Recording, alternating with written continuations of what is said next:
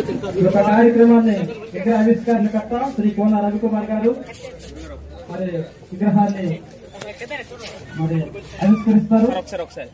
ప్రతి ఒక్కరు కూడా మీ యొక్క కరజాలతో కార్యక్రమాన్ని జయప్రదం చేసుకో.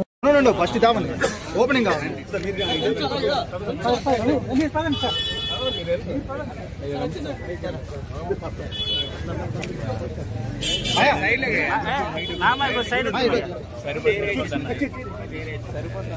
Doctor Babasaheb Ambedkar. Doctor Babasaheb Ambedkar. Doctor Babasaheb